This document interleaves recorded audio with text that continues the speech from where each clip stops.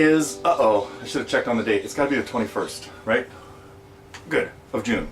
I always forget to do that, you know, but it's been a fun week, for me here at least. Came out with a couple of songs that I really liked, and one I was really surprised by. So I'm going to tell you a little bit of some of the things that were going on, and then I want to talk about some of the people that were involved with, where am I going with this? Wait. Okay, I'm going to get to that.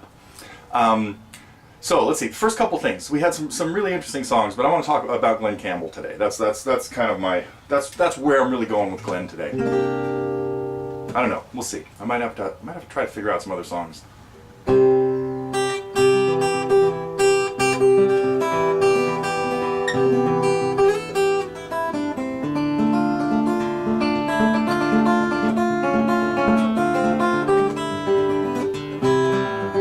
Okay. Well, anyway, I'm gonna toy with some other tunes of Glen's as time goes on. First, I just want to give you a quick rundown as to what of course happened here this week, and then talk a little bit about Glen and some of the people that wrote some songs for Glen.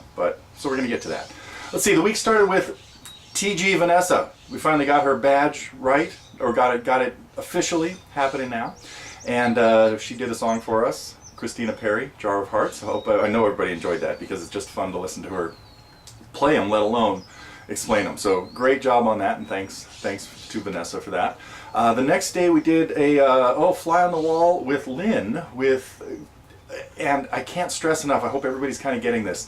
You have to understand the chord progression. Like what I just did right there, messing around with whatever song that was. It's because I can hear the chord progression in my head and know where those chords are going. Noisy day for the birds here in California, and the neighbors. Oh well, I'll save that for later. We'll probably hear some cement being dropped in the middle of this. So anyway, so that was what Lynn and I talked about in her Fly on the Wall lesson, or that part of the Fly on the Wall lesson, and a review of.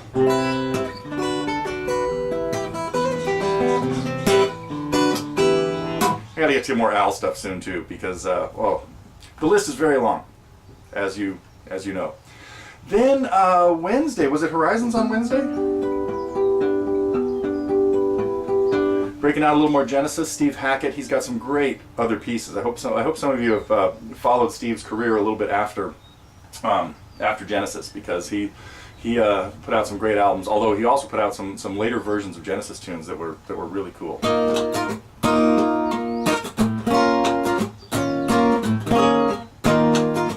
We went down under, kind of, with Crowded House. Now a band, the album was recorded in LA. They kind of moved to LA to take care of that kind of stuff, but of course hit it big in Australia, and with their real roots, Neil Finn's at least, in New Zealand. So glad to finally break open the Crowded House songbook. There has to be more of that in the future too, as you've probably figured out. So, and then, let me think.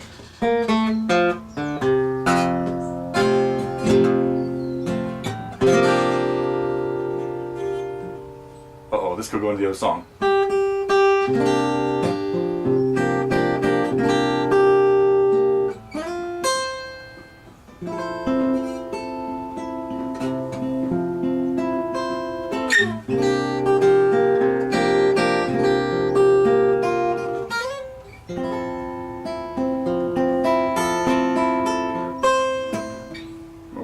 Must be B flat, right?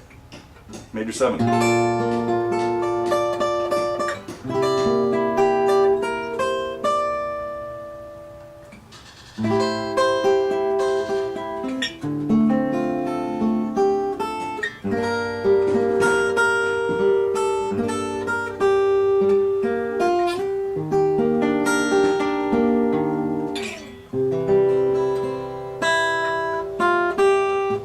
Well, anyway, so that wasn't even the song I did this week, but you know what? I guess I'm going to have to get to that one too. What we did was we took a look at Wichita Lineman, and I had so much fun just listening to Glen Campbell tunes again. I was so knocked out by him when I was probably, when he did that Good Time Hour. I guess I was like 12 years old, and I even had the Glen Campbell. Oh my God, I still do. I guess I kind of have a Glen Campbell haircut. That's probably where my style came from many years ago. I don't know, but maybe it's changed. I don't know.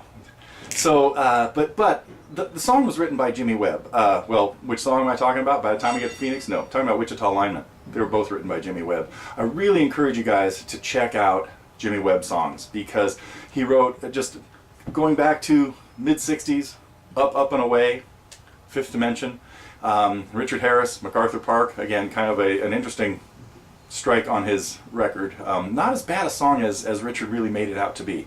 It was more the performance. It was more like William Shatner doing Strawberry Fields or something, but still a pretty cool tune. The Moon's a Harsh Mistress. I don't know if anybody's heard that one. There's some great versions of that out there. Even Pat Metheny doing it on solo on the baritone guitar in Nashville tuning, as I recall. One Quiet Night. Encourage you to check out that Pat Metheny album. I guess that's where I'm going today, is recommendations of things you should listen to. You should listen to Jimmy Webb's album called 10 Easy Pieces. It opens up with a song that was a big hit for Art Garfunkel in the probably 75 or so. Then goes into a few of his ones that were hits for Glenn, Galveston, and Wichita Lineman, and By the Time I Get to Phoenix, and stuff like that. And it's really interesting hearing his versions of those, because the versions from 10 Easy Pieces are great. Some of the original ones are really didn't quite make it. In particular, the one I'm thinking of is Highwayman. That's one that his version of it in 1977 was just not really inspirational or something. And then Glenn did it, and then Johnny Cash and those guys picked it up, and it became. I might have to get to a lesson on that one someday soon too. So let's see. What else did I have to say this week? Birthdays. Today, this week, our fearless leader had a birthday. So happy birthday, Matt. Hope, I know he said he didn't get any cake. We got to fix that next year. Next year it'll be on a Wednesday. Is it leap year next year? No, it's not. Okay. So we'll make sure to send him some cake, because he missed his cake this year. Sorry about that, buddy. Hope you can come up here and visit us soon. We can get to signing the banner. That'd be kind of a cool thing. And let's see. I think I want to talk about, well, somebody else you should listen to is the guy that wrote "Gentle on My Mind," John Hartford. He was a real one-man band. Check out some of the videos of John playing the banjo and clogging and using his feet on a hollow piece of plywood or a plywood box for little percussion, and just telling stories about riverboats. He was kind of a that was his other passion in life, and somebody else that we lost a little bit too early. Died about 10 years ago of lymphoma. And and of course you got to check out Glen's kind of farewell concerts. Glenn is suffering from Alzheimer's, and he's been out on tour. Well, he was earlier this year. I think it's over now, but it's very cool. Some of the videos from that. He's out with 3 of his kids, and they are keeping him happy and smiling. And anyhow, so all the best out to those guys.